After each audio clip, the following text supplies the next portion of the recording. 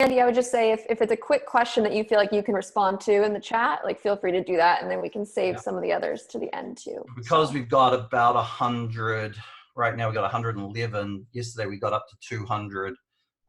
We'll try to leave it to the end just in case it starts to derail with the number of people. But if you have a question, while you remember it, throw it into chat and we'll go through and we'll come back to it. So there you go, Hannah. Awesome. Thanks, Andy, for that. And just so everyone knows, I love trying to keep things within the time frames that we try to set. So my goal is to try to get through the presentation in a way that we have some time at the end for questions without really running too much over that hour, because I know all of you have a lot of stuff that you're doing. So that's my goal from a planning perspective. So I'm going to share my screen, and I just want to make sure that when I do, that you can all see my screen. So Andy, can you let me know that you can see my screen? Yep. Cool. I can see you. And if I push play, we can all see the screen. So, yep. All right, so let's dig into it. So second webinar, supercharge your reopen strategy. So today we're going to talk a lot about branding and messaging and really tailoring that around what's relevant to you right now and the situation you're in. So we do a presentation like this normally, and it's really centered around generally kind of how we approach branding and messaging. And today it's going to be tailoring that a little bit more based on how your potential customers or families are feeling to make sure that we're nailing it from the get-go. So just before we get into that, kind of reiterating what Andy said about myself, I have a long background in sports. So I grew up playing competitive sports. I competed at a professional level down at the Olympic Training Center in the rugby program, Olympic rugby program for a number of years, and really have fallen in love with sports and really excited that I get to work every day at Creatively Disruptive and help sports companies like yourself be successful. And I actually run a nonprofit, co-run a nonprofit in my spare time that's targeting girls in the age ranges of 7 to 14. And so I use a lot of the principles that we run for our gyms for that nonprofit, which is gives me a great foundation to kind of test some things out as well. As Andy mentioned, I run the production team and I also run the e-commerce campaigns, and I oversee the Kids Activity Center department. So we have 4 to 5 people that are dedicated every day to building out campaigns for gyms and swim schools, and really making sure that we're putting the best product forward for our clients. And I'm super nerdy about digital marketing. So I love getting into the trenches and seeing how we can make small changes to see massive results. And not just in Facebook, but on websites, email marketing. I just love how all that ecosystem works and how you can really be super specific about who you want to reach, and usually doing that at a better cost than you can with traditional marketing.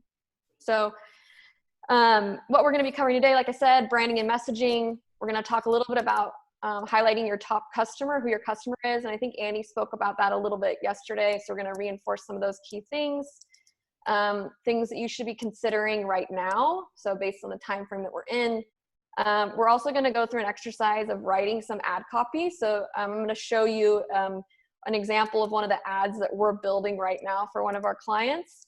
So you can kind of steal what we've done if you're going to do this on yourself, and make sure that's resonating with the audience that you're projecting it to. And we're going to go through a couple exercises on how you can write messaging that sets you apart and makes you different, and talk a little bit about the opportunity right now with that. And then we're going to go through a little website checklist and kind of getting some things in place so that if you are running ads, and if you aren't, also that you're making sure your website's up to speed and matching your brand and the messaging is consistent with what you want to hit. So. All right, so let's kind of dive into it. So first thing I want to touch on is kind of the brand side of things. And so we all probably know that having some sort of brand and having consistency is really important. And we might not really know exactly what that means though. And so talking about like, what does brand consistency look like for your gym?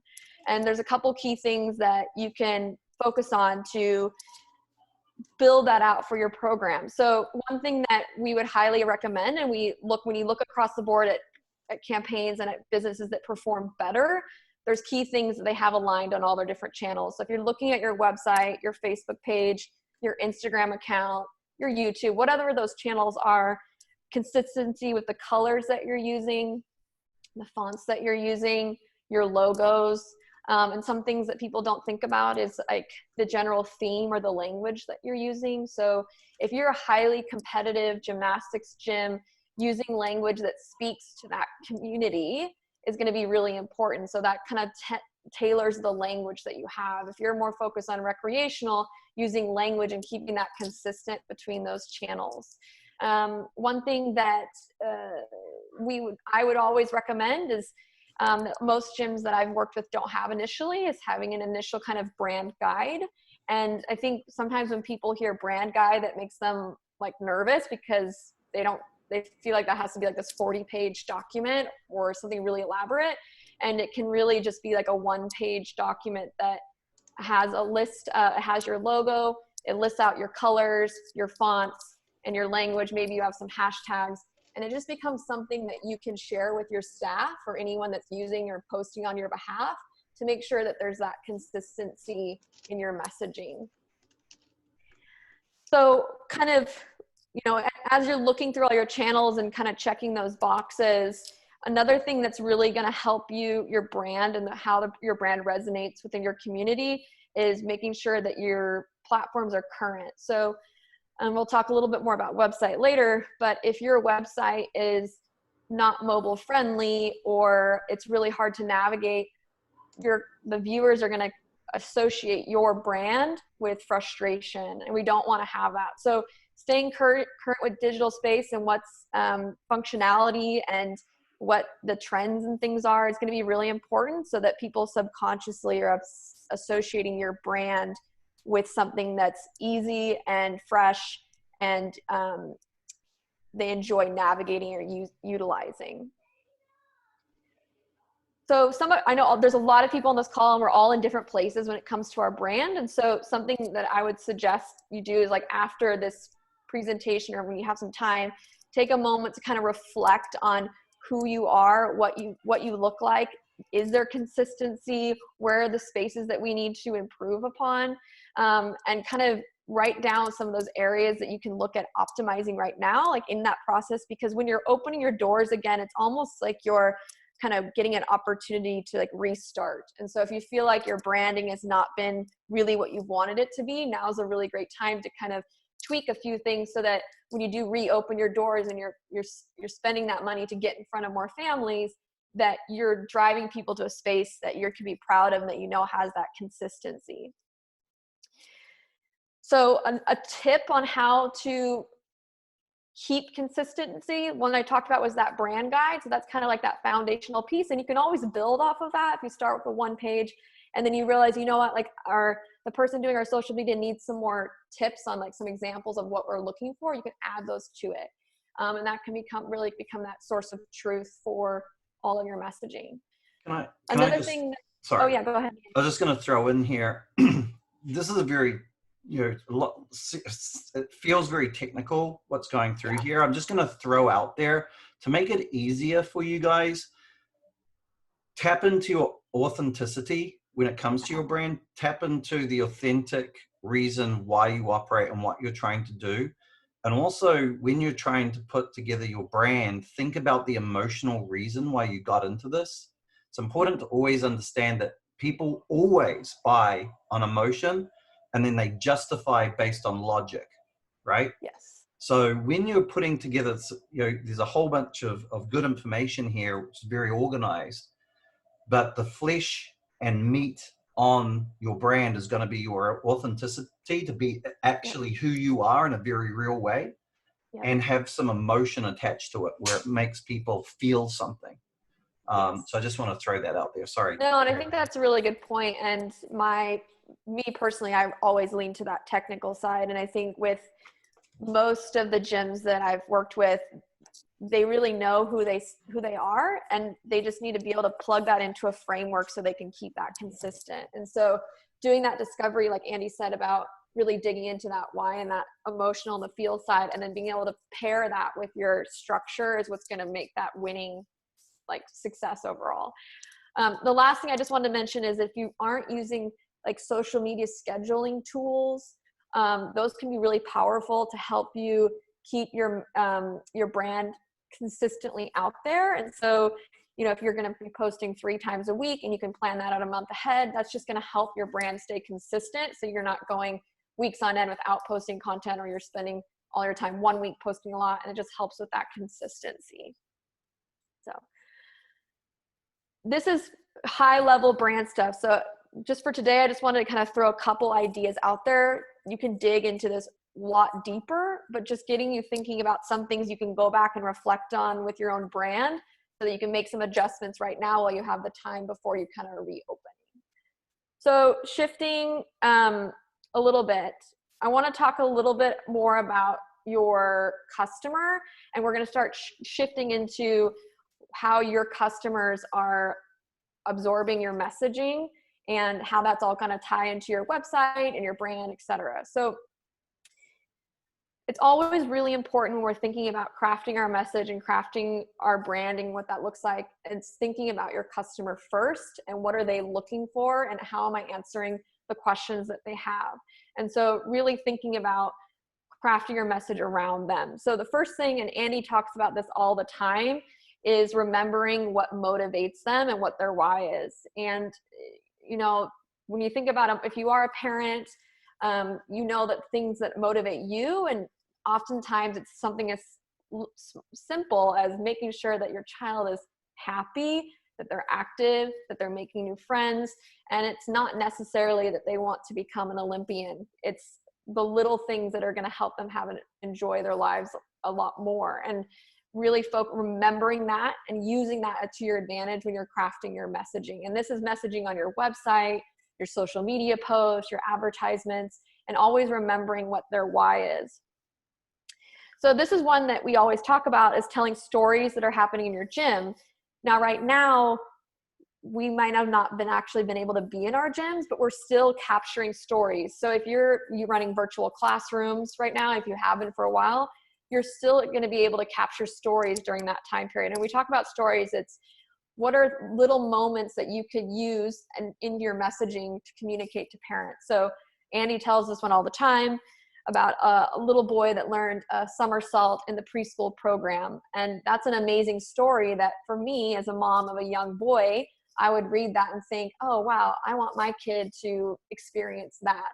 And those are really powerful things that you can put on your website, your social media, and in your advertisements as well. I just want to correct you. Yeah. It was a forward roll, not a somersault. Oh, sorry, forward roll.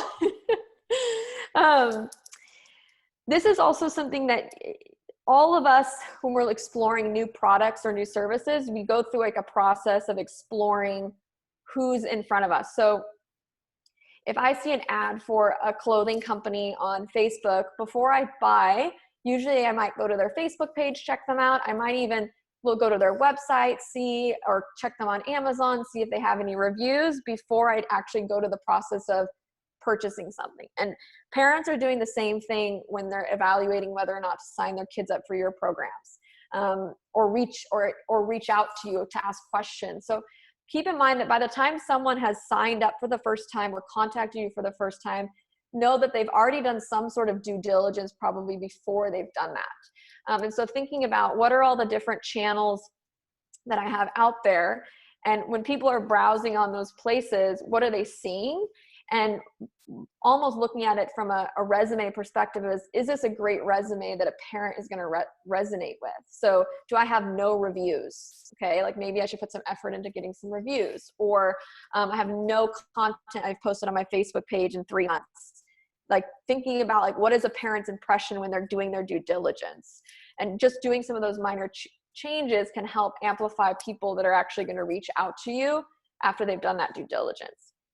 And just to add to that, I get a lot of people talking to us or reaching out to me and saying, you know, I've got problems with reviews, or, you know, somebody wrote a really nasty review, blah, blah, blah, blah, blah.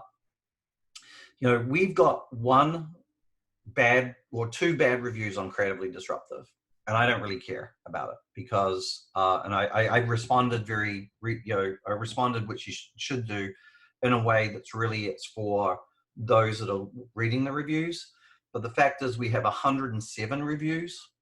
105 of them are 5-star. You guys are amazing. 2 of them are outliers, and they're basically, you know, if you can find them, if you feel free to go to our Facebook page and look at them, they're a bit weird. One of them is somebody who never did business with us and just didn't like our pricing. And another one is someone I'm not even sure we did business with. I'm not really sure what those are about. The fact is, though, it doesn't really matter. We still got a 5 stars out of 5 because we've got 105 amazing reviews and 2 poor ones. So getting lots of reviews should be part of your business. It does affect Google. It does affect your rankings online. It does help you. It does make you look a lot better. And if you think about what mums do, I'll talk about my son. He's a little he's almost 3 years old. He's the apple of our eye. We love him to death. We want him to be safe. We want him to learn. We want him to be all he can be. When we hand him off to you for an hour, we want to make sure he's going to be safe. We want to make sure he's going to be good. You know, everything's going to be good and he's going to have a great experience. So we're going to look through this stuff. That's even more so right now, right? When there's so many fears that a lot of parents have, they're going to want to know that you guys are trustworthy, organized, and have it together. The reality is you really, almost all of you to a T, are that kind of people. That's why you do this, especially those of you that have been doing it for a long period of time. So you got to get that out there. It's got to be out there and easy to find. And just to make it a little bit easier for you from a posting standpoint, stop trying to get too fancy with your posts. Think of your page as a place to share the cool stories that are happening in your gym, right? So whenever you have a cool story to share or a cool story from the past that you might have a photo of or whatever, just tell those stories, and you can actually schedule it. So you can like spend one day, one Sunday once a week, or, and post a week's worth of posts or 2 weeks worth, or you can post up to 2 months worth of posts and schedule. And if you've got all these stories, share all those stories, because when a mom or a dad goes to your page doing their due diligence, what they really want to be seeing is all the great things that you guys are accomplishing with kids. They don't really want to know about open gym at half price. They don't really want to know about Leo's at half price, right? What they want to know is, if I take my kid down there, what kind of experience am I going to have? Also, those parents that are already there, they like to see all these great stories because they love you guys, right? So we're just sharing the good news about what you guys are doing, and you should have that. And if you don't have a system set up to capture those stories, you should start thinking about, how do I set up a system? I'm going to have one staff member, and their job is to find 3 stories, and it can be as silly as a 3-year-old learning to do a forward roll and how happy and proud that mum was that that little 3-year-old did it. You know, those stories are happening every day in your gym. Start capturing them and sharing them, and you'll see a world of difference online. Okay. Sorry. No, that's perfect. No, it's great. And I think you touched on this a little bit. Things are a little bit different right now. And one thing that I was speaking with my husband about, this presentation, he said that everyone up until now, parents have always wanted their kids to be safe when they go to your programs, but safety kind of had a different definition. Safety was more about making sure that coaches were teaching them proper technique, making sure like coaches were, background check, like those types of things. And now that's just been amplified to where safety is now, that might mean every kid has to be 6 feet apart in your gym, or that kids have to wash their hands before they enter and once they leave. Like, so thinking about how safety has a different meaning to parents right now, and that fear has been amplified. And in some communities, I know we're all over the country, that's more than others. And so thinking about how are we addressing those fears in our messaging, or addressing those hesitations to put parents at ease, so that there is no concern with signing their kid up to a program like yours. And we're going to talk a little bit more about kind of how you can do that in a little bit. And then I do want to make sure that we talk about that there's actually an interesting opportunity right now when we're thinking about our customers, because besides your gym or your facility, most of all the other youth sports or activities have also been shut down or have had to restructure how they operate. And so some of them are able to go back, but some of them are not. So if I'm a parent and I've normally signed my my daughter up for spring soccer, but in my community, spring soccer is not allowed because it's contact sport and they just don't have great way to keep kids safe. All of a sudden I'm looking for an alternative for my child this spring. And so thinking about what can you do that you're able to start reopening and going above and beyond to set yourself apart from the other options that parents have, because parents are all of a sudden being forced to relook at and reevaluate the activities that their kids are doing, which to me thinks like as an amazing opportunity for you to really lead that charge and be the one that they turn to when they normally maybe wouldn't even have considered potentially signing their kid up for a recreational gymnastics or a ninja program, etc.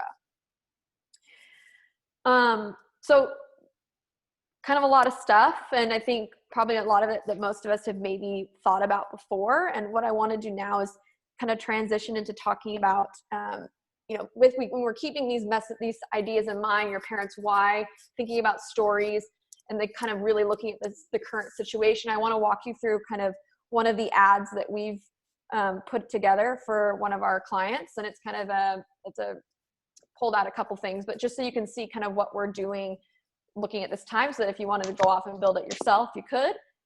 But also if you wanted us to help you with, you can get an idea of kind of what we're doing. So this is, it's a little pixelated because my screen's so big. I don't know if it's that way on yours, but this is an example of one of the creatives that we've kind of put together for a client. And this is just a stock image of a little girl.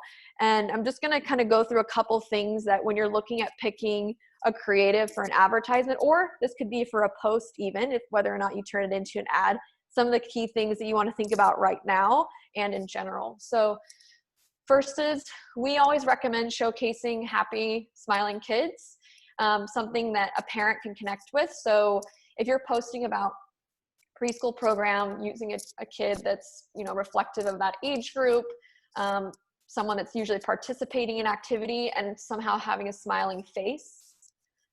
For right now, just based on the current situation we're in, we recommend using a photo with one child, or that way it doesn't look like there's a lot of kids and tight groups all touching each other and maybe putting fear with parents' mind. And then you can really focus on that one child on their happy and smiling face. This is something you should be doing all the time, is if you're going to put text on your pictures, limiting that to 20%.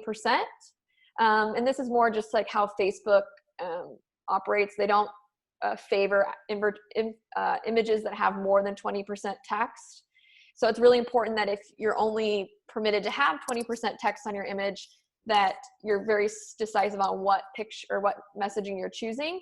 So those of you that have actually probably posted things on your Facebook pages, and if you kind of do a mixed bag of just pictures and then like pictures that have like all text, you might notice that organically the ones with less text reach more people than the ones with a lot of text. And that's just Facebook's algorithm kind of punishing you for having too much text on your pictures or your graphics. This is a square dimension. 1080 by 1080 is the official pixel dimension. And this is kind of the ideal dimension for like a Facebook or Instagram feed. Usually we see a lot of people using the horizontal style, and which is not bad, but it's not the ideal experience for someone that's scrolling through their Facebook newsfeed, especially on mobile.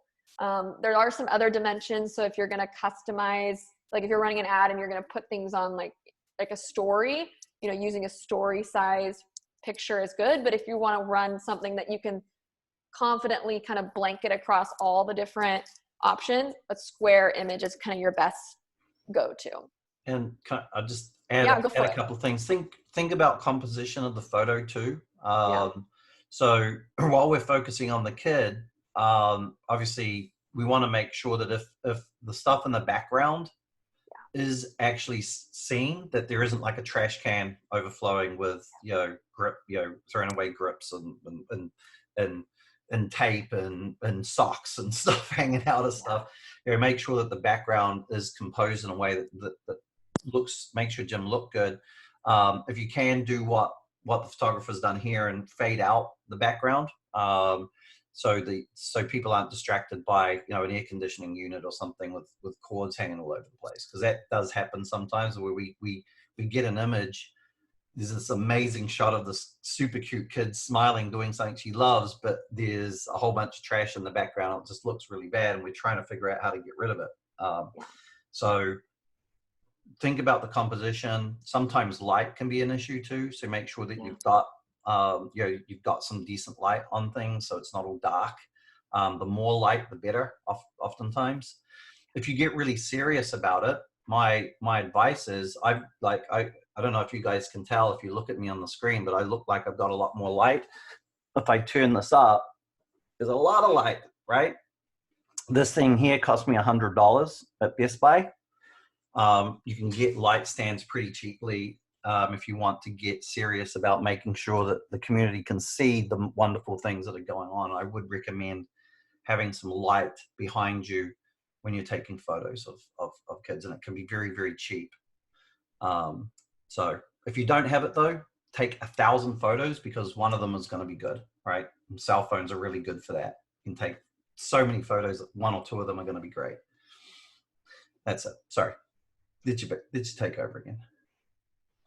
Hannah. Has Hannah disappeared? Hannah.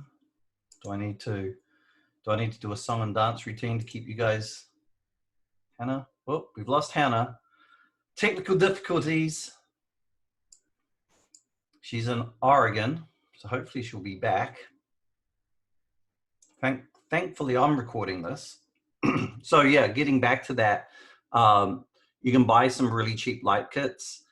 I really do believe that as an industry, we have an opportunity. There's wonderful, cool things happening in your gyms. Capture those moments. Invest a little bit into it, right? You don't need to spend thousands. A light kit, $100. You got cell phones that take better photos than the DSL cameras from 15 years ago. We just got to go out and do it. You might even want to, you know, go. I know some people were talking about, you know, being concerned about parents and waivers and so forth of image rights. I know a lot of waivers have, and I know in my gym we had a waiver in there that said we have the right to use images and so forth taken. Now, obviously, if there's a parent that has a really major problem with it, we're not going to take a photo and post it of their kid, right? You don't want to fight against them, but many parents are going to be okay with it. I would avoid posting names, tagging people in it, you know, dates, times, all of that good stuff. Simply talk about what the story is. So, hey, look at this little guy. He just did his first forward roll today. Look at this, the bright smile on his face. That's all you need to do, because a mum that's doing their due diligence and looking through as you're running your ad campaigns, as they see that, they're going to get the picture that, oh, you know what? Andy's Gymnastics that's a really good place that I want to send my kid to, right? That's all we need to do. We don't need to get into huge long-winded discussions about when it was done and what their names are and all of that good stuff. We just need to get that emotional thing out there. Many of you have large staff, some of you have small staffs. I would talk to some of the staff and say, hey, you know, I'll pay you for an hour to come in and take some photos and videos, interview a parent, you know, different things going on to capture some stuff every week. It's not hard, and it doesn't need to cost you a lot of money, right? So if you're paying somebody $15 an hour, it might cost you $15 a week to capture some really good moments that you can share about the wonderful things that are going on. And the truth of the game is, you probably have, I don't know, 10 magical moments happening every week in your gym, right? I mean, we always kind of end up focusing on, look at that teen kid that finally, you know, did that big skill, right? But the real stories are the little 3-year-olds that finally made a friend, right? The little 5-year-old that's just started doing gymnastics and has never found a sport that fits her, but this one fits her, and the mum tells that story, right? Those are the really magical things where you guys are making massive impacts on children every single day that last them the rest of their life. And as a parent, That's what I want, right? Looks like we got Hannah coming back and getting her screen going. But as a parent, that's what I'm looking for, right? So, Hannah, are you back? Can you hear me? Yes, sorry, literally, our power just went out. I was almost going to bring out my big top hat and start pulling I was rabbits like, out of it. So Andy, I'm sure can come up with a story, but I'm hotspotting from my phone, so hopefully we'll be good. no worries. I'll let you get back onto it. So I'm not sure what else you went into, but the last thing I just wanted to mention was kind of echoing what Andy had said about the composition, the background. This also goes back to your brand and how you want your brand reflected in what you're putting out there. So if you have pictures with trash or bad lighting or whatever, just know that that's a reflection of your brand, and just always having on that lens of what is the image that I want the community to think of when I think of my brand. And then using contrasting and bold colors, and that's just a way to, and this kind of goes to that lighting piece as well, it adds disruption in the feed. So we chose like the green and yellow around the word open. And then even in the background, there's some contrast with the yellow and the purple that just adds a little bit of depth and something that's going to catch somebody's eye as they're kind of scrolling through the feed. Okay. So imagery, kind of, we have an idea of kind of an image we could use. Let's break down some text. So I'm going to break down this into specific sections. So when we're writing copy for an ad, and this one's a little bit longer, and I'm just going to talk a little bit about how we came about to the messaging we have here. So the first sentence, we know your kids have missed their friends and can't wait to get out of the house and get moving again. So what I'm trying to do is I'm trying to speak to the person who's reading this on how they're feeling and something that's going to resonate with them and the experience they're having. So a lot of parents are teaching their kids from home, like school.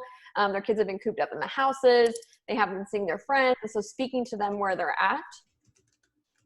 The next, we're reopening on May 15th with our gymnastics, ninja, and preschool programs, and we're focused on fun and development. So clear information to the person who's reading it on when they're going to be able to reach you and get involved and what you're providing them. So the different kind of classes you're providing them. And if you have like 15 different programs, thinking about maybe fixing 2 to 3 that are your key focus ones that you're going to highlight in this advertisement or this message. And this is almost like a new message that we want to make sure that we're including, that when we're going out there, is your child's safety is our top priority. And we have a strict safety program in place for everyone who enters our gym. So you can rework that based on what you're doing, but having a message that's addressing the fears that they're having right now, I would say is really important. And I'm going to talk more about this later, but also reiterating that message on our website or the destination place that you're sending them. You always want to make it easy for people to figure out how to contact you. And something that we've been really focusing on is amplifying for gyms and not forcing parents to make one decision. So different people will want to contact you in different ways. Some like to submit forms on websites. Some like to pick up the actual cell phone. Some like to contact you via Messenger. And just making it easy for them to reach you in the way that suits them best is going to cause less friction. But here what I'm doing is I'm calling out what I want them to do. So I'm wanting them to sign up for, and I just put insert hook here. So maybe that's a free trial. Maybe that's my recreational program. Maybe it's a 30-day money back guarantee. I don't know. You can put whatever you're asking them to sign up for there. So signing up for recreational classes today by clicking below, and you're giving them an alternative to call you if they have questions. So you're trying to meet them where they're at. Some people are going to be ready to take action right away. Some might want to call you and ask you, what are your new policies, or how are you making sure my daughter or son is safe? And then we're addressing and reinforcing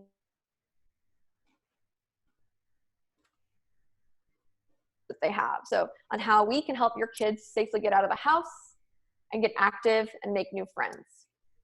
All right. And then here at the bottom, I've also added the website links. So something we've been adding is not only telling them that they can click the button, they can call us, but also they can go directly to that website page. And for you, all of you, whether that's on your homepage or your program page, I would suggest putting a message about something about how you're addressing based on your state, like what you're doing in your state guidelines. So if your state says you can't have gatherings more than 20 people, you can talk about how your class sizes are under 10, for example. And so on your website, so parents can reduce that friction or that fear. If you haven't built out an ad before, so there's a couple different places you can plug in text. This is the main body text of the advertisement, but there's also a place where you can put a headline. And so this is an example of a headline that we've used. And it's very clearly, we're building an ad about showcasing that we're open and letting people know what programs we have, that we're safe, and this is how you can reach us. And I'm clearly outlining what it is I'm offering them, that I'm offering them the opportunity to sign up for our gymnastics, preschool, and ninjas classes. This is just one example from the ads that we've been putting together for our own clients. And here, I just listed out 3 different button options, so you can also add a button to that ad.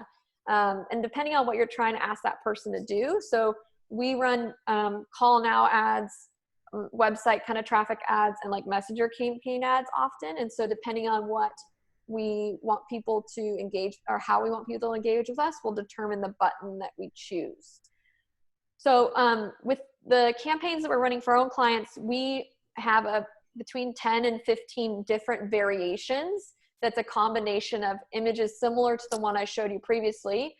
Some are single image, some are video, some are carousel formats, and then copy that's similar to this. So this is an example of kind of one of the structures that we've been using. Some of the other ones are shorter, some are longer. We have sometimes a couple different headlines, because something that you want to think about is having one really great ad is fantastic, but you also want to try to have some options in case that one's not getting you the numbers you want, so that you can look at running some other ads to try to get to the objective that you're shooting for. Okay. Andy, I don't know if there's anything you wanted to add about that before I go on to the next thing with the copy, with advertising. Yeah, I think with the ads, it's oftentimes good to use emojis and so forth in it. Yep. It catches the eye. And I think, you know, we are open, explosions on either side is eye-catching in the text. It's usually, the text is usually the third thing that's viewed, yep. Right? The way an ad is oftentimes set up is the image will stop the thumb, right? So we're all on our cell phones and we're going through it, and the thumb stops when we see an image that jumps out at us. The next thing we look at is going to be the headline, and the third thing is the text. We want to make sure that they go through each stage, and having those little emojis and stuff in there will actually draw their eye to the text. It's really important that the first sentences are going to draw them in so they start talking. If you think about, I don't know if any of you have studied journalism. I know part of my degree, there was a journalism class that we had to do.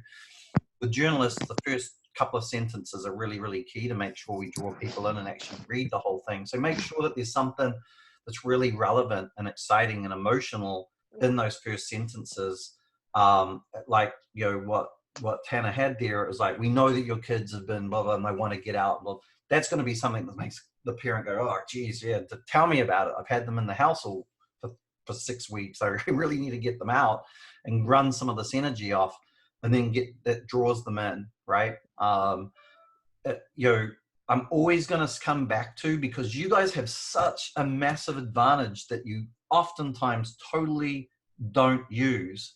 And it's, you do emotional, wonderful things. You're not selling accounting services.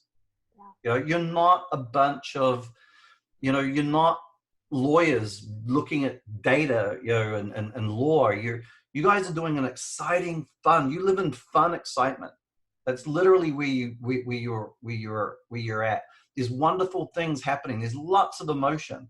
I bet you every single one of you sometime in your career have cried about something joyful or sad in relation to your business.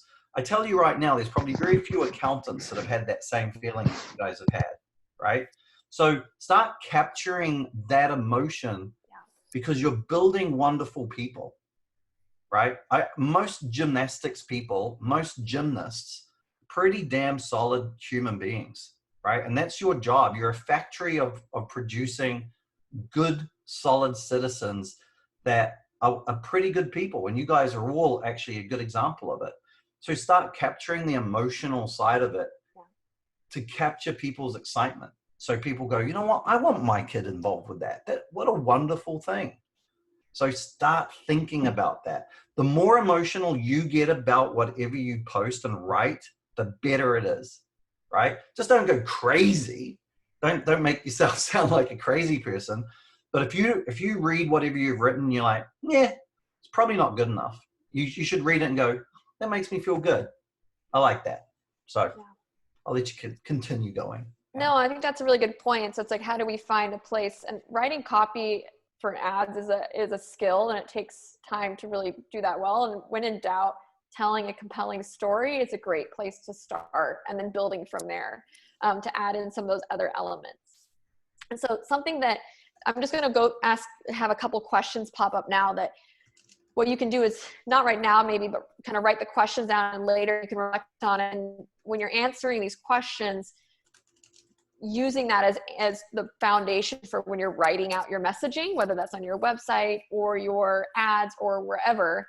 And that can help you kind of get to the place where you know how you want to speak about yourself. So, and also things that are going to resonate with your ideal customer. So the first thing is really digging deep to what is the outcome that your ideal customer really wants. Like, what does a mom and dad want for their child? And writing that down and putting some language behind that. And that can be kind of like the root, that why message of what you want to achieve. How can your business create that for them? So now that we know that this is what a parent wants, how are you providing that for them? Thinking about what are the things that are going to motivate a parent to sign up for your program. So what about that outcome is going to motivate them to choose you over somebody else? Sometimes you can use little things to kind of help push them over the edge. So like maybe it's a first-time family. You say, you know what, why don't you come in and give the class a try first before you sign up for good? And just having those little things in your back pocket can help people motivate to take that last step. And this is probably the most important one. It's not about calling out your competition. It's about knowing your competition and knowing why they should choose you over them. And kind of going back to what I said about earlier, thinking about how are you going above and beyond right now to create spaces where kids feel safe, where they can still get active and make new friends, but in a safe way that parents can trust right now during this time. And then after that, they've built a relationship with you, and the goal is to keep them engaged in your programs moving forward. So Andy, I don't know if we're sending out these slides or not, but I can. We are. Yeah, okay, cool. We'll share these slides. Okay, cool. So everything is going to be shared. There's no okay, hidden sweet. agendas here. We just want these guys to be good. Cool. So something that I do we've done with our own company and things with our own e-commerce clients, and it's also relevant to the gymnastics space, is kind of crafting your own unique selling proposition. And this is something we've been kind of massaging with our own campaigns is, you know, who are we trying to serve, what matters to them, and what are we providing them? And so this is something that you can take some time kind of doing yourself, and it's a great place to start. And you can pull some of the information from the questions we just went over. You can pull some of the information from like the why and like the facts about your program and kind of plug it into a statement. So thinking about who is your programming for. So I'm going to use an example. So my gym, Hannah's Gym, is for kids ages 2 through 18 who love being active and making new friends. Hannah's Gym is dedicated to providing safe spaces where your kids can get moving in fun and engaging activities through our recreational, ninja, and preschool classes led by our certified coaches. And so this is my gym. But what I've done here is I've highlighted who am I going after? The kids that I target are ages 2 to 18. What do I stand for? I'm really dedicated to providing safe spaces. And what am I trying to achieve? So my goal is to get kids moving and engaging. So yours could be teaching kids to fall in love with gymnastics. It could be learning fun new skills, like thinking about what are the things that matter to you and your families. And then how and where am I doing this? I'm doing this through these classes or these programs. And then kind of adding on who is leading those people and adding some credibility, led by my certified coaches. And so this is just another exercise that may be useful to you kind of have you going through those questions, and it's kind of figuring out what matters to you, what matters to your parents, and who you're targeting. And I want to, yeah, I really want to add, there's a couple of really powerful psychographic things which we're talking about here. And Hannah, yeah. Thank you for putting this out. And I really, one of your guys' homework for this week is going to be for you guys to do this, right? And here's a couple of reasons, like scientific reasons for this.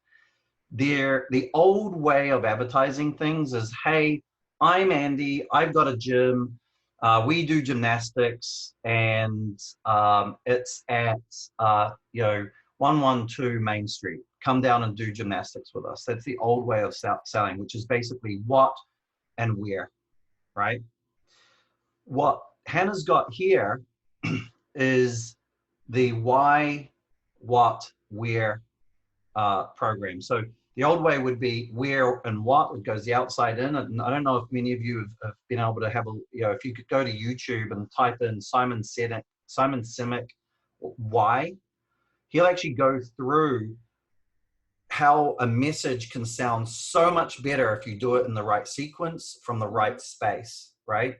And where you always want to start is the why of the customer and the why what you're doing. So if you think about it, the why of the customer is like the parent. They want their kids to love being active and making new friends. That's an important thing if they're a 2 or 3 year old, right? If you want, we all know that class kids is where the profit is. Team kids is where your reputation is, right? We need class kids to be able to fuel oftentimes our team programs. So what are class mums really looking for? They wanting their kids to be active and healthy and make new friends, right? And you start from their why, and then you go through to the how, which is in the middle, and then you go to the where, right? So why, how, where. So why love being active and making new friends. That's the exciting thing. And then how, dedicated safe spaces for kids to get moving and in fun, engaging activities. And the where here is what the classes are. So it goes from really exciting, emotional down to logical. And from a way our brains work as people, as I said before, emotion is the thing that catches us and makes us go, you know what, I need to be a part of this. The logical resonates and gives us the what do I call it? It's the reasoning, right? It's say, okay, my emotional thing has got me all excited and I want to buy it. Now these logical facts has actually made me feel okay about it, right? But unless that emotional part is there, you're not going to get through to that validation point, which is where the facts are. So all of you, please go through this period, this process here, and do it from an emotional standpoint, definitely at the beginning, and then it just goes down to the more logistical nature. And it's tremendously powerful when a mom or your target audience reads it. And when you're writing it, think about the person who's reading it and what you think is important to a mom, right? And it will work even better. So awesome. That's me. Cool. That's perfect. So this is just the last slide that I wanted to go through, and then we can get into some more questions. And this is more kind of a checklist of what you can do today. And normally when we have these calls, it's like when we do like a supercharge, we have 3 to 4 people on a call sometimes. So we're able to dig in deeper to like auditing their websites and stuff. So I do want to be able to give you some tips of what you can go away with today to check in on, to help you with your branding and messaging, but just to make sure that if you are going to be running ads, that you're doing so and you're going to be effective. So first thing is installing a Facebook pixel on your website. If you have no idea what a Facebook pixel is, totally fine. This is a way that Facebook, what you can do is install this on your website, and it's so that when you run advertisements, you can track how successful those are. This is super, super important. So if you're going to ever run an ad of any kind, you want to have a Facebook pixel on your website, because how that works is it's a two-way conversation between Facebook and your website. So as Facebook's running your advertisement, it's learning about the type of people that advertisement's resonating with. And so as it's learning, the more people that you get sent to your website, the more it knows what type of person that that ad should be fed to. So if you're not tracking that, Facebook's not gaining the right data to really give you the maximum results. If you have this, that's great. If you're not sure what to do about this, couple things. In our academy, we have tutorials on how to set up and install a Pixel. If you didn't know that, you can actually access the academy right now on a donation base. So you could even log in and at a donation and get access to that tutorial and a couple other ones. And that's something we also do for our own clients when they sign on. If they don't have a Facebook Pixel installed, we can help them do that as well. Making sure your website is secure. So if you log onto your website and it says not secure, that's not good. This is going to ding you potentially in Google search. So thinking about if a parent right now is looking for activities and they're like, activities for my daughter in Portland, and your website is not secure, maybe it's not mobile friendly, Facebook's or Google's probably going to drop you down on that order. And that means somebody else is above you in that search. And so that's something you want to make sure. And just for peace of mind, if people are transacting on your website too, not being secure is not good. And it just creates an area of friction. And if you're not, if you're running ads, it can also ding you for not being secure if the destination is not a great place because Facebook doesn't want to send people to a place that's not good for them. Make sure, this is probably an easier one, make sure your address, your phone number, your email are easy to find, not just on your website, but any of your channels. So make sure your Facebook profile is up to date, that your address, phone number, email are there. Your website, it's really easy to find that. Your Google account, all that stuff, so that as people are looking for you, you're not making it hard for them to be able to talk to you or find you. Making sure your website is mobile responsive. So this is a bigger task if you don't have a mobile responsive website. And what that means is that if I'm looking at my website on my phone and I have to kind of like zoom in manually or like scroll around to make it feel like it fits, you're probably not mobile responsive. What's great now is that most platforms like Squarespace, Wix, WordPress, all of them, if you build a website on those platforms now, most often the themes will automatically be mobile responsive. So if you feel like it's a great time to refresh your website, know that if you're building on those sites, that you're going to be more towards the mobile responsiveness, which is really important with also your Google rankings organically and just conversion. So also you want to think about, like, if you're running an ad, if you're sending people to a website that's frustrating, it's going to reduce the amount of people that are going to contact you or reach out to you. And we want to avoid that right now. We do website work for gyms, but it's nowadays you probably can do something really simple through one of those platforms I suggested. But if you do need some help, that's something that we could provide as well.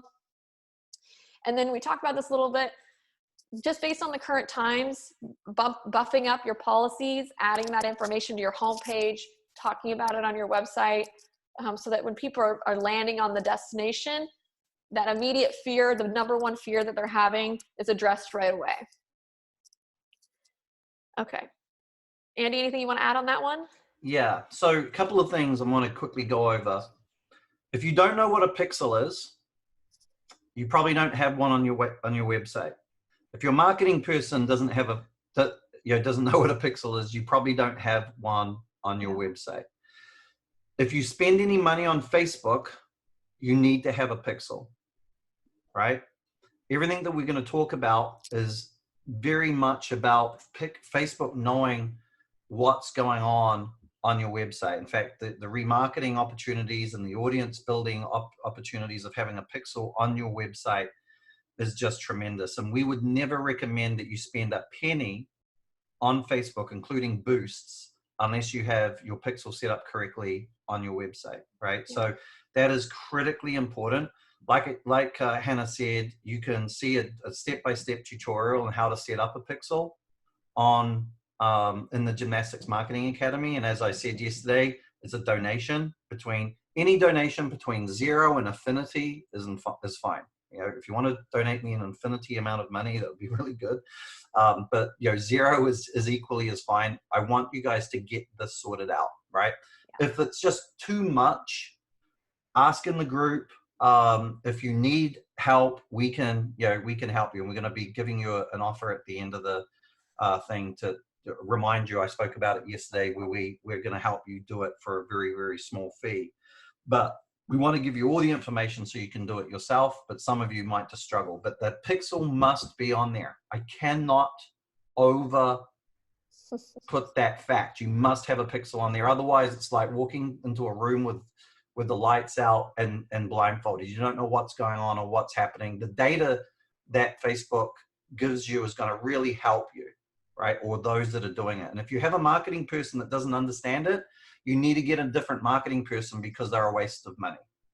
And just to echo on that, that's one of the ways that we've been able to build campaigns that we know will work, because of the data we've been able to pull from all of the clients we've worked with and all of the ads that we run. That power comes from the pixel. Yeah. And so data is king, guys. We don't live in the world of hopes and dreams. You guys cannot afford to spend one penny more than you need to get the results that you need.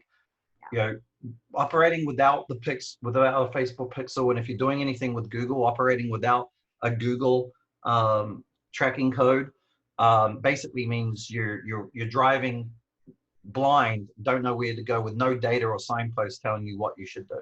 Right? It's really, really important. It's not hard. It might sound technically difficult, but it must happen.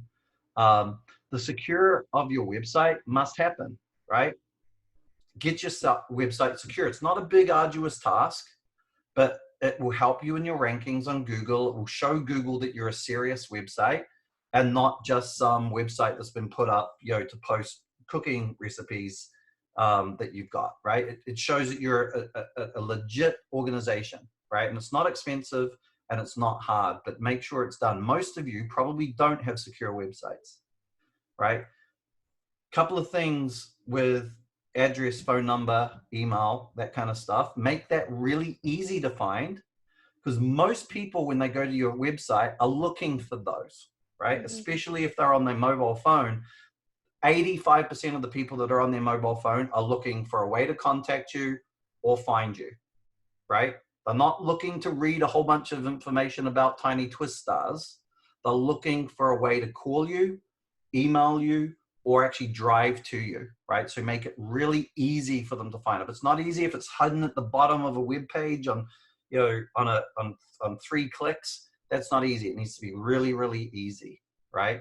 And then the mobile responsive thing, if you're not mobile responsive, you need to build a new website. I'm sorry to say, Google drastically punishes those that aren't mobile responsive.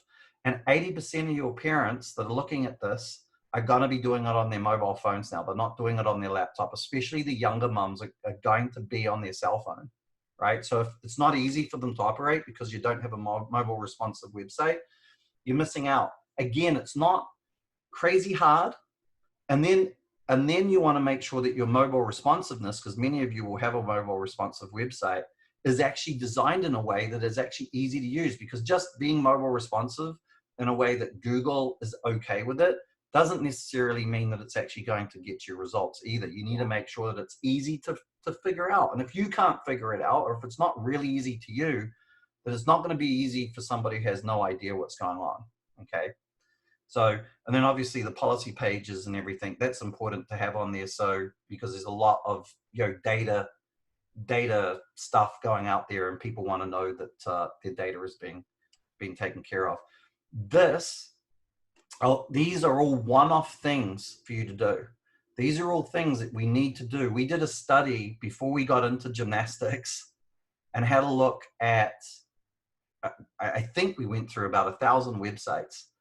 About 800 of them were so bad that the gyms would be better off not having a website, right? There was maybe 10% that were ho-hum, and there was maybe 10% that were great, that were really good, useful tools.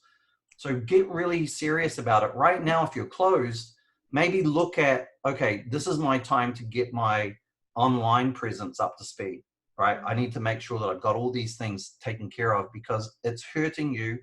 And if you lose one kid, let's say you're losing one kid and your average tuition is $75 a month, that's $900 that it's cost you a gym because you've lost one kid because the mum looked at your website and didn't understand it. Or let's say a mum couldn't find your website, right? So one child that stays for a year at $75 a month is about $900.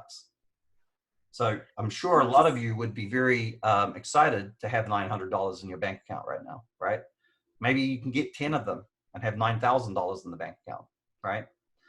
So Andy, I would just add one last thing. I think before this pandemic or whatever, the people had alternative ways where they could see you. They could go to your facility, they can meet you in person, but now the only way that they can see you is through a digital lens. And no, like if that's the only place that you can make an impression, being confident and also proud of what that message looks like is really important, because they're making a judgment, good or bad, and they're comparing you to the other options. And so when I kind of going back to what I said about parents that normally sign up for soccer that can't do soccer, what is the experience they have at soccer, and is the experience at your gym better, worse, or the same? And that digital impression is the first one they get, whether we like it or not. That's how they're evaluating us right now. And so dialing that in is going to be really important, especially if you're really focusing on driving in new people.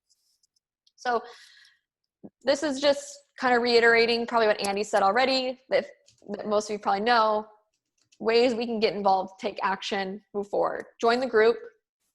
Like I said before, you can sign up for the academy. If you don't want to do any of it yourself, we can help. We set up a landing page on our website, creatively-disruptive.com/reopen-strategy. And if you're like, you know what, I need some help, reach out to our team. This is what they do every day, all the time. We want to help. The goal of this webinar series is, whether you want to do it yourself or have someone do it for you, that you have everything you need so that when your doors reopen, you can do that at the best place you can. And I know I'll echo the way Andy feels, I'm sure, is that we want to see the gymnastics space be successful and thrive. And we're trying to do everything we can to support all of you in this time. And so we're doing as much as we can. We're trying to do as much as we can. So know that we're in your corner and we're here to help. And so with that, Andy, I don't know if now is probably a good time to go into questions. Yep. I'm also antsy because I know I'm going over time. So I'm, Yep. you know how I get. So, with that, and so, I do want to just reiterate, guys, you know, you're not alone. You got to take this. You got to take this serious. Like I said yesterday, the oldest millennial is now 38. They're on their cell phones. They're online. If you don't have a good presence, you're missing out opportunities. As the millennial gets older, it's even more and more and more important. And you must be up to speed, right? It's really important. It doesn't take a lot of effort. It's just you just need to know, right? And we're going to do all we can to make sure you know. And as Hannah said, you can learn to do it yourself, and we're going to give you every tool and every bit of knowledge that we have. There's nothing held back. We're not holding one thing back, right? That reminds me, Andy, in the academy, we've actually added in a new course on how to actually build a reopen campaign and write those ad copies as well. So like some of that copy and the messaging that I talked about in the academy, there's a whole course on that. I don't know if you've said that already, but no, I haven't said that. And again, you can get in there for free if you don't have the money to do it, right? What's more important to me is that you guys survive this horrible situation, because down the line, we can all talk about having a good old time and doing lots of good business and taking care of each other. Right now, it's more important that you do okay, that you open successfully. Some of you might open, limp along, and close in 6 months because you don't recover. That can't happen. I can't let that happen, at least what I can do, right? So we got to make sure that you guys open to a decent, strong start. So, you know, get into it. Just to let you know, because I had lots of questions yesterday, this video will be posted on our YouTube channel. The last one will be posted on the YouTube channel. We'll be sharing it in the gymnastics marketing group.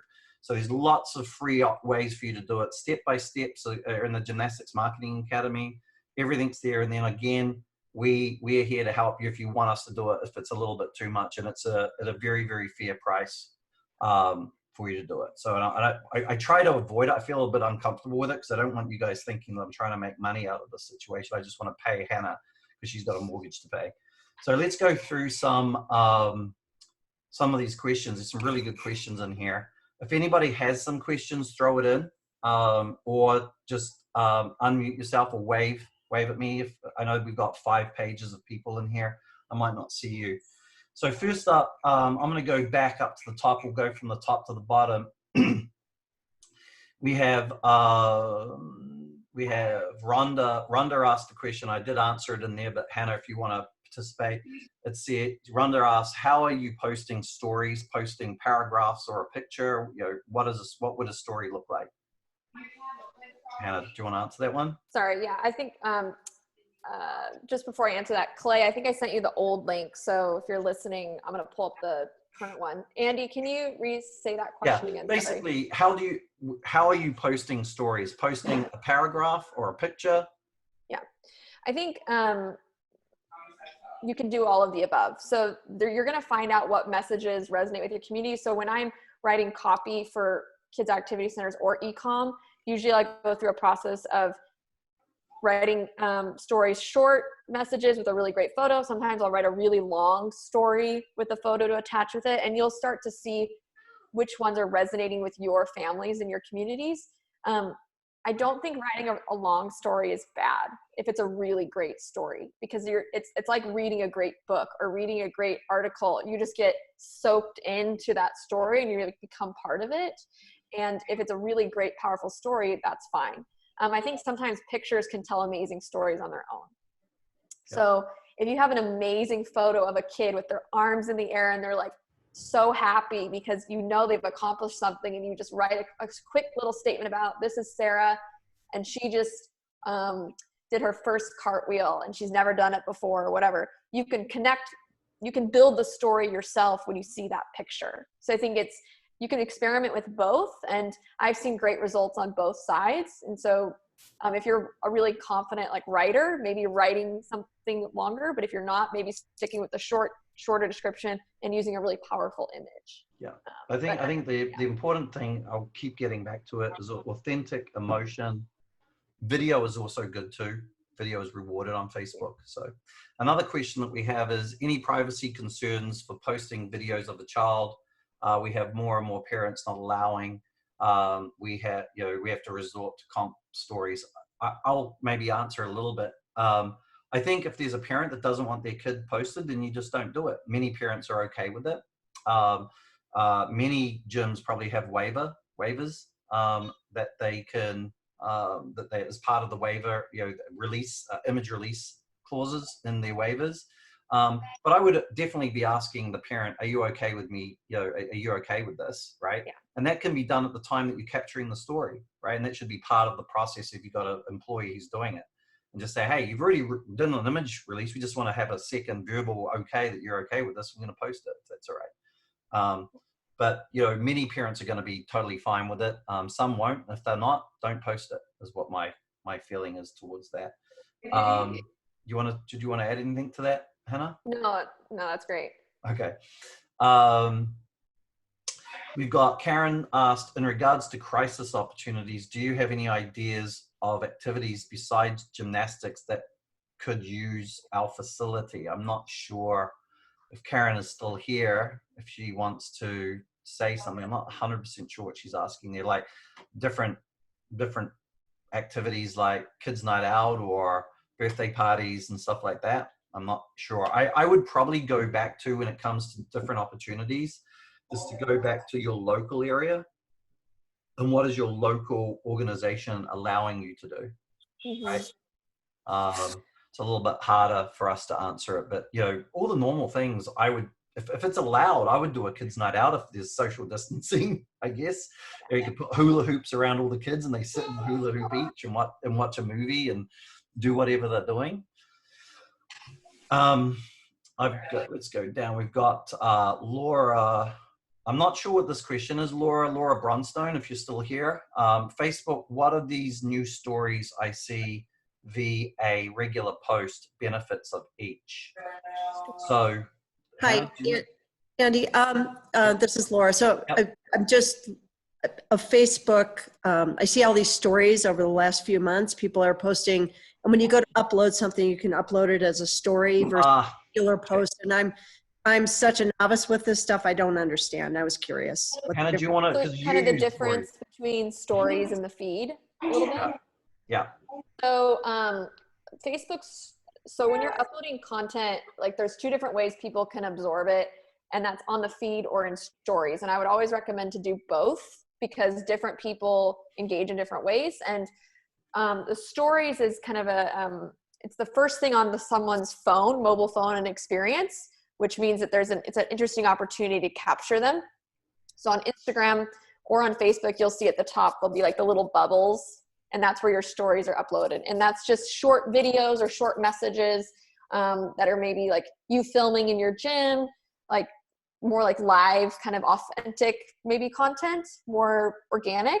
And then the feed is usually where I post things that are more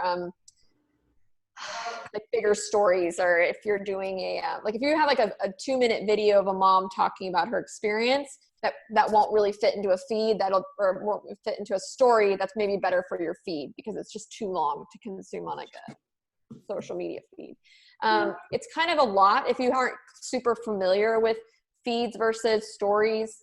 I would suggest like maybe doing some research into kind of how they function differently, because it's a lot of content. And if you're not, if it's like you said, you're kind of a novice, it might be good to just do some reading and learning a little bit more about how they function. But essentially the stories are at the top of someone's screen. And so they're always kind of seeing that first. And then the feed, based on kind of how the algorithm works, is where it'll get at the top. I would say, just from a real simplistic standpoint, I think stories serve people that are already engaged with you a lot better.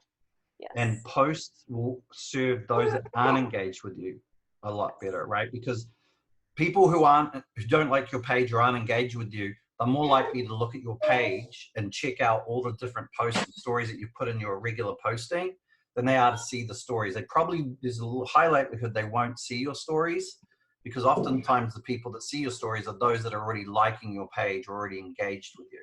So if you were having to make a decision on where to go, I would always err on making sure your page is full of great posts telling the wonderful stories that are going on out there. Another rule of thumb with your posts is, many expert social media people will say, give 20 times before you ask once, right? Meaning post really cool stories about what's happening in your gym before you say, hey, we're doing a special for signups, right? If it becomes a whole bunch of, please do business with me, please do business with me, please do business with me, that's a big turnoff, right?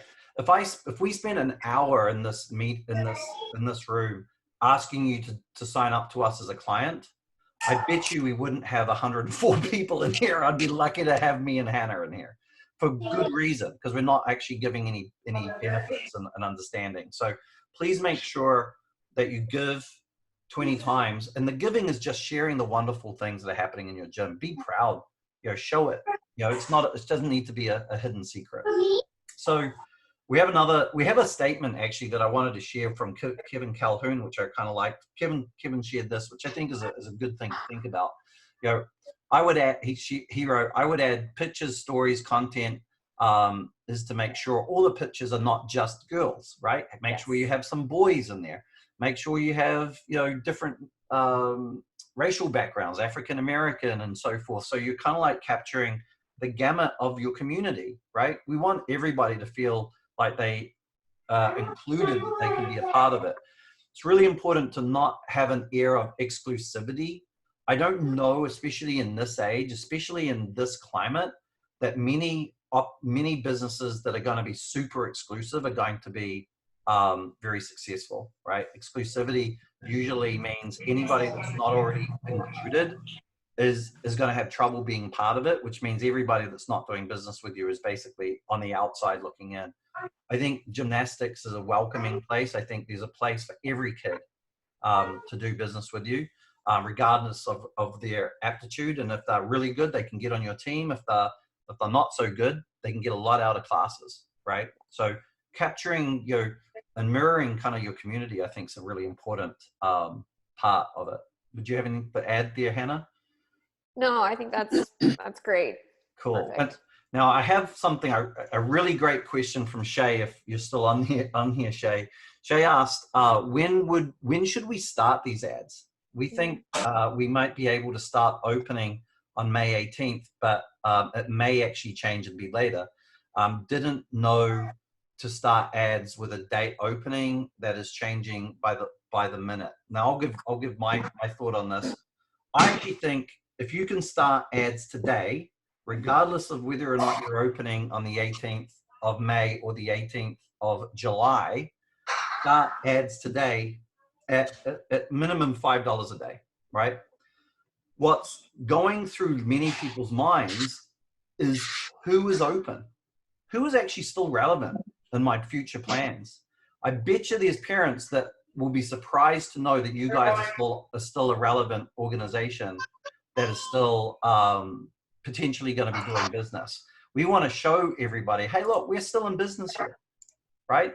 We're still in business. We're still going to be operating. We're still going to be doing what we're doing. And we're looking to open on the 18th, right? If it gets shut back, you can change that. But let's just make sure that your community knows that you're still relevant, that you're still operating. Yeah. And then secondly, there's no reason why you can't run an ad to say, if you're interested in joining our gym when we open, sign up to our list and we'll contact you as soon as we open, right? And start getting that list. I bet you guys will feel better in your hearts knowing that you have 200 kids that have said, I'm ready to sign up to classes, maybe most of them new, when you reopen. How much confidence and how is that going to change your mindset if you actually run a campaign and you have a whole list of kids that have never done business with you before who've said, and their parents have said, when you guys open, please reach out to us because we're interested, right? So run a campaign now, I would say, to show all the great things that are happening. Hannah, if you have anything. I was going to add to that. So the nonprofit that I help run, what we've done is we've set up pre-registration where people actually aren't paying. They're just signing up to like get information. And so our focus is on getting people that we can talk to later. So when we do know we're able to launch our programs again, we've already done the work of collecting information. And then we don't have to worry about refunds or anything like that because we're not collecting money right now. Because right now we're planning on having summer camps, but those could actually get canceled, but we still want to promote them and get people excited. So that's one thing that you can do. And instead of driving people to sign up, you can do that same strategy of getting them to join your email list or, and if you're sending them to your website, if you have your pixel set up, you have their data, so you can also retarget them later. And so that's something that I would suggest, and kind of, if you can run ads right now, and even if you don't know your date, you can say, hey, we're planning to reopen in May based on this. This could change, but if you want to stay in the loop about what's happening next, sign up for our email list below or whatever. And that way you're still being proactive. And then all of a sudden, if the next day your governor says, hey, you can open up your doors, you have something in your war chest to kind of go forward with. Right, because you want to be dealing with the low-hanging fruit, right? So if you've got 100 kids or 200 parents that have said, when you open, we're interested in working with you, wouldn't it be much better to start talking to them? Now, I'm going to just throw a couple of things out there. Don't just rely on emails. Many people don't, especially the younger mums, don't look at their emails much, right? I highly recommend you look into, we actually always recommend sales message, okay? If you go to salesmessage.com, most millennials and younger, Generation Zs, they will be much more likely to respond if you text them. Now Jackrabbit, iClass Pro both have a text messaging system in there, but it's a one-way broadcast. You got to be very careful about that because a one-way broadcast can actually be seen as invasive, and you can get into FCC issues if you do it too much. It becomes spam. But if you've got sales message, it's actually like a telephone conversation but through text, right? If you call half the millennials that are out there, they're not going to answer the phone. They just won't, right? Especially if they don't know what the number is. I won't answer the phone. I'm not a millennial. You call me, I won't. I'll be like, who's that? I'm not answering. And Andy likes to chat too. Yeah, I do like to talk. So if you call me, I'll want to talk to you, but I'm not going to if I don't know who you are. Yeah. So texting I really highly recommend texting is something that needs to be part of your operations, right? Because and just to add on to that, Andy, if you do use email marketing that's outside of those platforms, a lot of them have text messaging options too. So if sales message doesn't make sense, a lot of like MailChimps and Klaviyo's and Constant, whatever those email platforms, if you're using them, most of them have some sort of text message kind of attached to them too, which is another option. Yeah. So we've got another question here. I think Jan, I kind of responded in there, but let's talk for everybody. Jan said our website is not secure, but when they click on the program, it brings them to Jackrabbit, which is secure. What are your thoughts on this, Hannah? My response was, your website's still not secure, which means Google's not happy with it.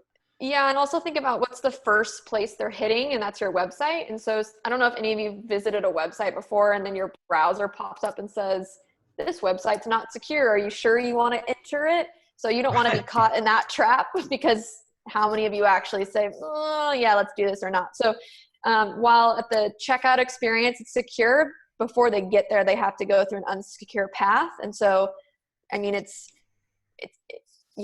one of those things that you just gotta do it. If you've got PCmatic on your computer, oftentimes when you don't have a secure site that you're going to, PCmatic will give you that warning and say, do you really want to go here? That's not a really good experience, right? Good question though. So the next question we've got, Donna. Donna asked, do you suggest doing a COVID-19 page for your website, one that you can tell what safety precautions you were taking? I would say yes to that. Yeah, and I think it depends on, I would say, your state.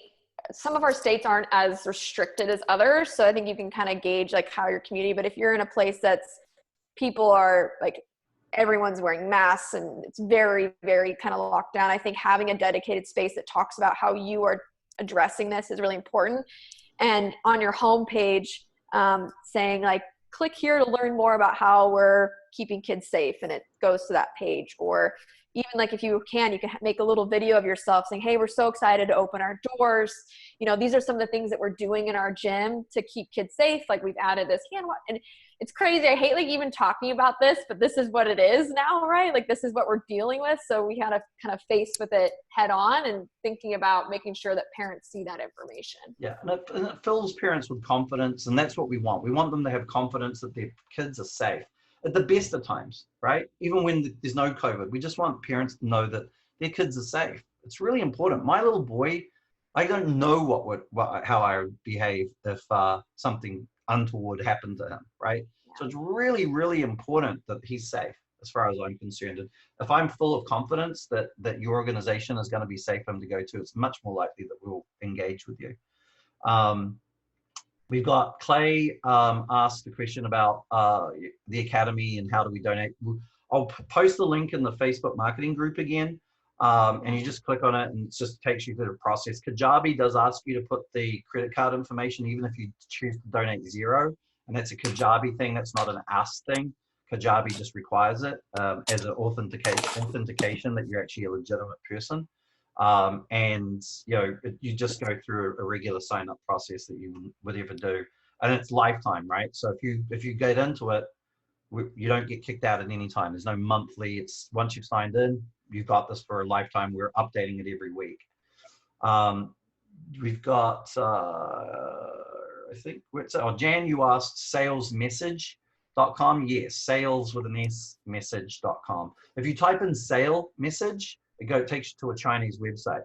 So I don't know what that's all about. So salesmessage.com. It's really, really good.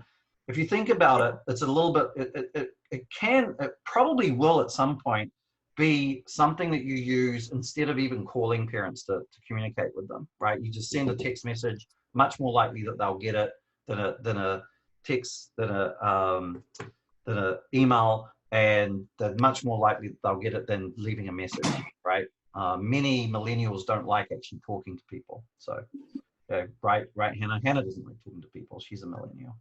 So we got, how do we add these items to our ads? I'm not sure, Hannah, Shay, what that means. Items to our ads, Shay. What items are we I don't know if Oh, Shay's we're talking about the tracking. How do you get them to leave their emails and that kind of stuff? Yeah, no, that's a really good question. So, okay, so if you have your pixel installed correctly on your ad and on your Facebook, on your website. I don't. Okay, so that's a first step, getting that installed, because what that'll do is, no matter what that person does, if they click on your ad, if they click on your website, etc., you're tracking them in Facebook, and so you can speak to them like through what we call remarketing. So if you wanted to talk to them on a different ad, you could actually use that data to create an audience. Now, if you're looking to get collect an email address, for example, what you want to do is, there's a couple ways you can do that. So one, you can set up what's called a lead form ad. It's a type of ad in Facebook, and it when somebody opens it, it pops up a little form, and they can put in their name and their phone number, and that'll get sent to you with their contact information. You could also, on the button link, you could send them to a page on your website that maybe has a contact form that normally goes to your inbox. So it kind of depends. So Facebook, there's a lot of different choices when you get into the ads manager, and it can be really overwhelming. And if you've never been in there before, in kind of going back to that, there's a Facebook 101 kind of like course in the academy that talks about the different types of campaigns you can run, how to track people based on what you're trying to achieve. And so before you get in there, because what I don't want anyone to do is go into Ads Manager and get so frustrated and not want to do it, because it can, if you don't understand it, it can be overwhelming at first, and that's what we don't want, and it doesn't have to be. And so I would suggest go into the academy, or you can Google how to set up Facebook ads or whatever, and kind of get some information so you feel a little bit more confident in setting that up. Yeah, but, and here's the thing, guys. It's the effort is truly worth it, because imagine if you can reach all the mums that have an Instagram account or a Facebook page in your local community as often as you wish with your message. The power that is, especially considering the amazing message that you guys have to share. That's tremendous power, right? Those of you that are not doing it are missing out on it, right? And it's as simple as that. It's absolutely worth the effort. And I would suggest even those that feel a little bit of angst and a little bit discomfort with, oh my gosh, this seems like a lot of stuff. Even if you hire a company like us to help you with it, I still recommend that you understand it, so you can hold whoever that company is or whoever that organization or employee accountable, so you have some understanding. It's really important, because it's the new way to actually take you to a place where you no longer worry about enrollment.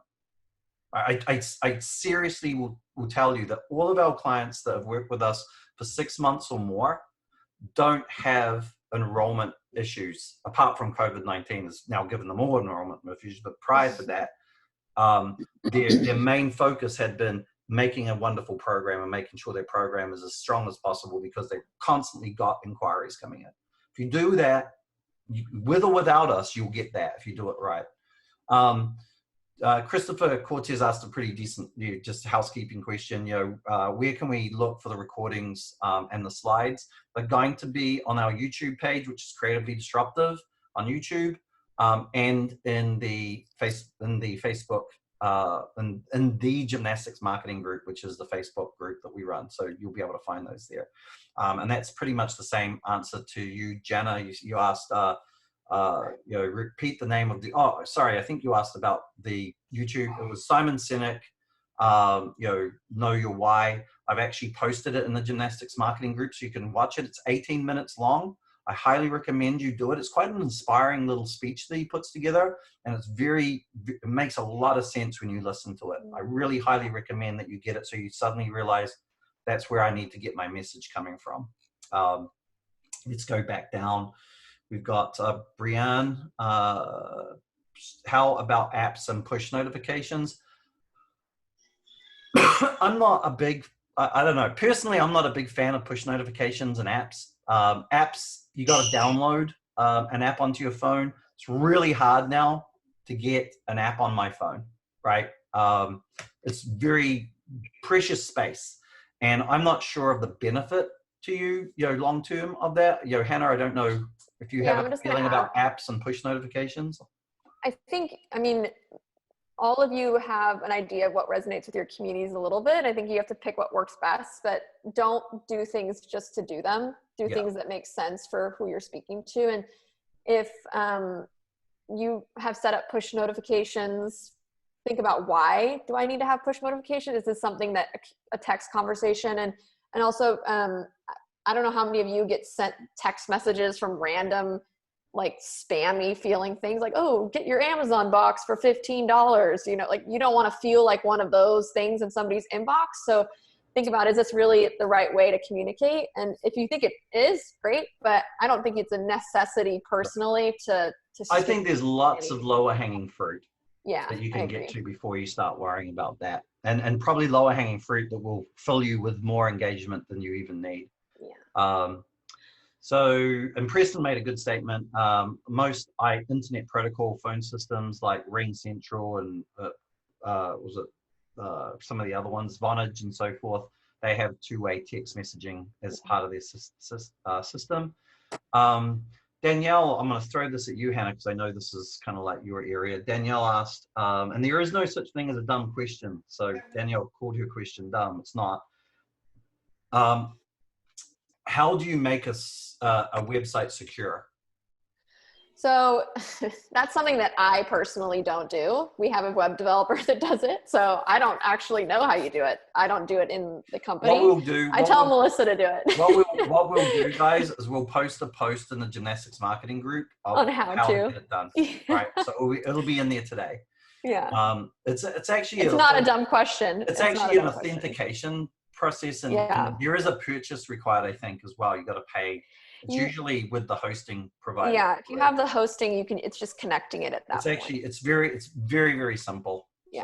So, but we'll actually put it, I think there might even be a video on it in the gymnastics marketing group.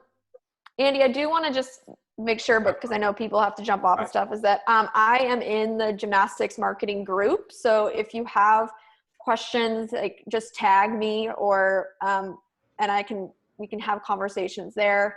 I love talking about marketing. I love talking about branding and digital stuff. I get nerdy about it. So, and kind of like what I said before, there's no dumb questions. If you're thinking of the question, probably a lot of other people are too. Yeah. And if you're asking it, that means that everyone's gaining. And I think right now it's all about everyone is supporting everyone to help this be successful. And I just want to make sure that you all know that I'm here to help, and I'm in the group all the time. So just tag me and let's chat about it. And definitely, if you're in the group, look at the admins. All the admins are staff members. All of them are in there to answer questions if you need one. So, and we do monitor it all the time. We actually have one employee that all they do is monitor it to make sure that you guys are taken care of. So it's run as a place of help and assistance and support, not as a place of making money, right?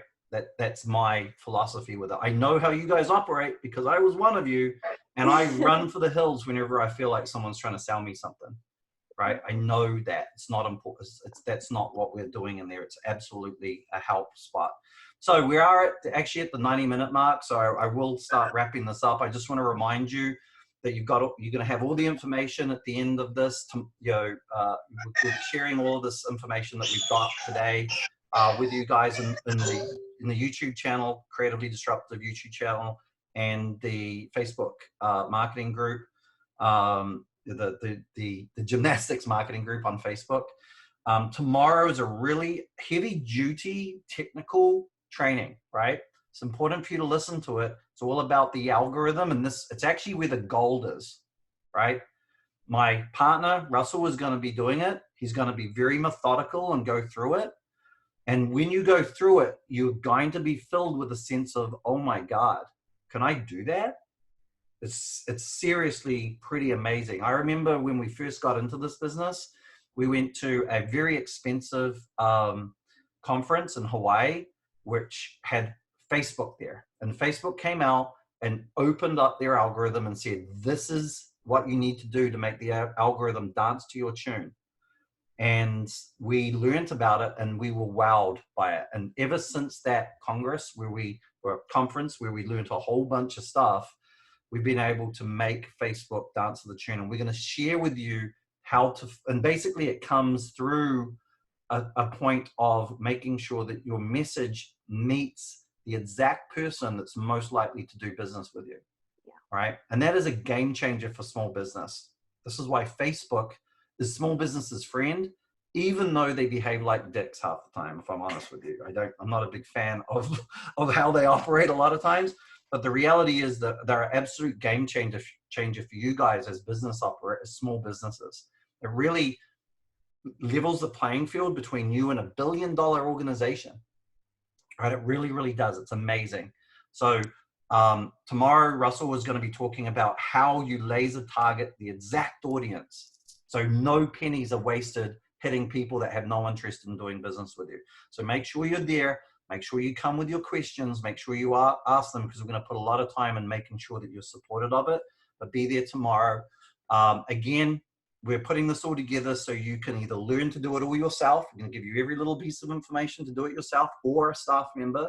Or if you just don't have that support or you don't have it, you can ask us and we'll do it for you.